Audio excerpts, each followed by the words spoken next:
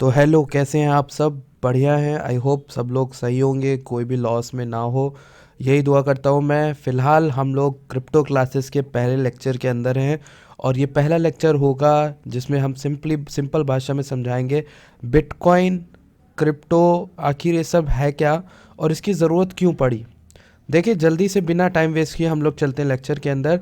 तो समझते हैं, कितने सारे साल हो गए और हम लोगों को, इंसानों को यहाँ पर आए हुए, और हम लोगों को एक मीडियम ऑफ एक्सचेंज चाहिए था हमेशा से। हमें एक ऐसा मीडियम ऑफ एक्सचेंज चाहिए जिसकी बदौलत हम लोग एक दूसरे से चीज़ें एक्सचेंज कर पाएँ। अब हम लोगों को एक्सचेंज करने के लिए कई बार ऐसा होता था कि गाय बकरी एक्सचेंज कर रहे हैं गेहूं के बदले में। कई बार हम जूता चप्पल एक्सचेंज कर रहे हैं खाने के सामान के बदले में। कई बार हम लोग गेहूं चावल जो है एक्सचेंज कर रहे हैं सीशल्स के बदले में, जो सीप वगैरह होती हैं। तो बेसिकली ऐसा होते होते रहा, लेकिन धीरे धीरे क्या हुआ, रियलाइज़ होता है हर बार, हर जनरेशन को, कि जो भी चीज़ वो चुन रहे हैं वो या तो बहुत ज़्यादा अबेंडेंस में है या फिर उसकी सप्लाई जो है किसी को मालूम नहीं है। कि मतलब मान लीजिए, गाय जितनी है दुनिया में बहुत सारी हैं, सीशल्स जो है वो आते ही जा रहे हैं, आते ही जा रहे हैं। अरे भैया, तो इसका मतलब है जो सी के पास रहता होगा वो तो अमीर हो जाएगा, तो सब लोग सी के आसपास ही शिफ्ट हो जाएं। या फिर जिसके पास गाय बकरी है वो गाय को और पैदा कर जाएं, गाय गाय को मेट करवाएं, और गाय जितनी हो रही है या बकरी जितनी हो रही है, जिसके पास ज़्यादा जानवर है वो अमीर हो जाएगा। तो ये इलॉजिकल सेंस था अमीर होने का, ठीक, जिसके पास मनी का एक इलॉजिकल सेंस था। दूसरी चीज़ है, कोई आदमी एक दूसरे को जूता दे रहा है गेहूं आटे चावल के बदले। गेहूं आटा चावल सामने वाले आदमी ने खाकर ख़त्म कर दिया उसका खाना बनाकर। लेकिन जिस आदमी ने जूते दिए थे एक आदमी को, जूते चप्पल जो भी उस समय होती थी वो दिए थे, पर जूते चप्पल तो ख़राब हो गए। अब ये वाला आदमी क्या कह कह के उसके सामने जाएगा रिफंड लेने, या फिर बताने कि भैया आपने मेरा गेहूं चावल खा लिया, मैं आपके जूते वापस करने आया हूँ, मुझे पसंद नहीं आ रहे। अब क्या होगा, वो आटा चावल तो ख़त्म हो गया। तो कितनी सारी प्रॉब्लम मनी को लेकर होती थी, इसलिए सिंपल वे में एक मनी हमेशा से ढूंढी रही है। ये हमारा जो साल था 1800 से लेके 1900 के बीच में, उसमें हमने देखा बैंक्स को आते हुए, बैंक्स का कॉन्सेप्ट आया। वैसे बैंक्स तो बहुत पहले से होते थे, लेकिन फिलहाल बैंक जो हैं वो जो ऑफिशियल जो आज हम लोग देख रहे हैं वो यहाँ पे स्टार्ट हुए 1800 सदी, या फिर आप कह सकते हो कि 1900 के आसपास। तो वहाँ पर बैंक्स का कॉन्सेप्ट आया। बैंक्स प्रिंट करते थे आपसे सोना लेकर, उसके बदले कुछ बैकिंग होती थी। एक देश में कितना सोना है वो बताता था कि उसकी कितनी वो प्रिंटिंग कर सकता है अलाउड। फिर मनी जो प्रिंटिंग होती है, मनी की प्रिंटिंग क्यों इंपॉर्टेंट होती है ये आपको समझना चाहिए, और क्यों इसको हद में रहकर करना चाहिए। देखिए, ये एक सामने एक इमेज मिला है।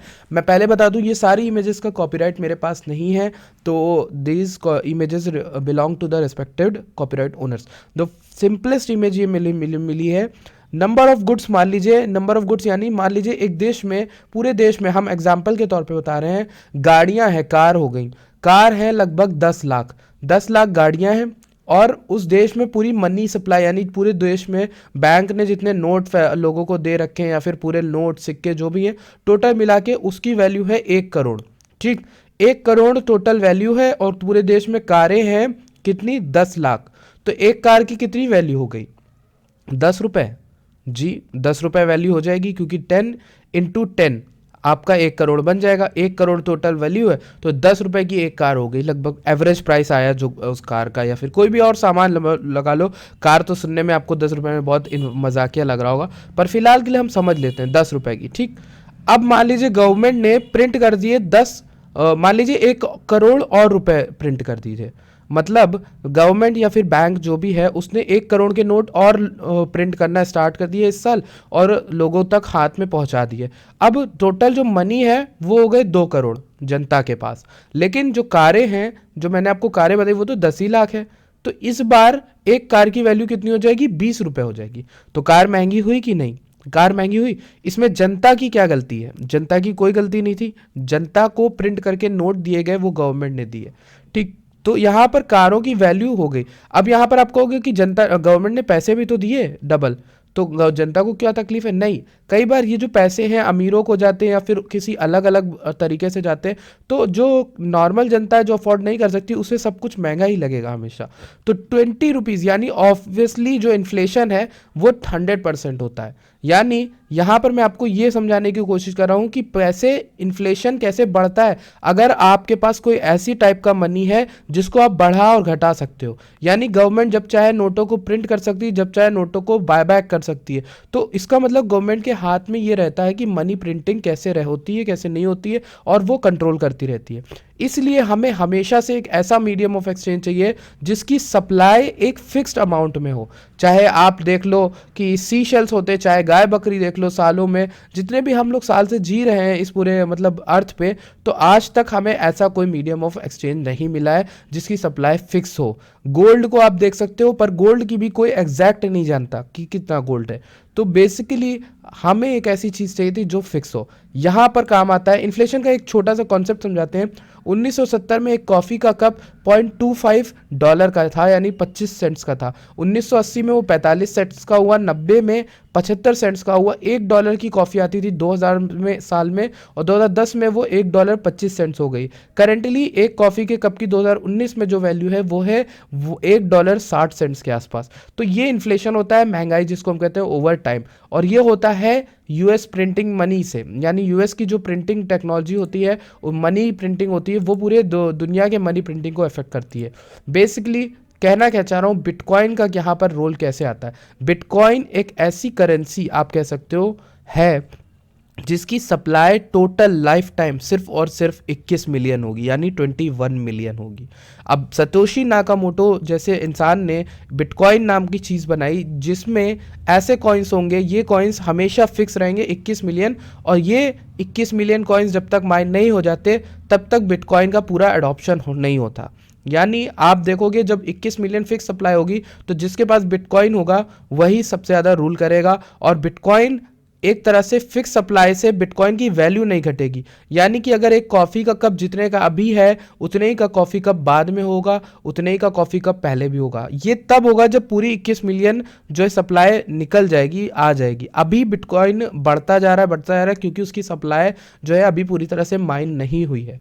तो आपको समझने का क्या मतलब, आपको समझना क्या है बेसिकली, एक बंदे को अगर बिटकॉइन में पैसे एक दूसरे को भेजने हैं तो होता क्या है कि ए बी को 10 बिटकॉइन भेजेगा, वो 10 बिटकॉइन एक खाते में एक डब्बे में ट्रांजैक्शन में भेज दिए जाएंगे, और फिर क्या होगा कि उनको चढ़ा के एक खाते में एक पर्चे पे चढ़ा दिया जाएगा, और वो पर्चा जो है सब तक भेज दिया जाएगा। पूरी दुनिया के जितने भी लोग बिटकॉइन को माइन कर रहे हैं उनको ये इन्फॉर्मेशन दे दी जाएगी कि ए ने बी को 10 बिटकॉइन भेजे हैं। अब ये इन्फॉर्मेशन सबके द्वारा देखी जा सकती है, पर कुछ बदलाव जो करना है वो खाली ए और बी कर सकते हैं। यानी मैं आपको 10 रुपए दे रहा हूं तो पूरी दुनिया को मालूम होगा कि 10 रुपए मैंने आपको दिए हैं, ये सच भी हो जाएगा, प्रूफ भी कर सकते हो।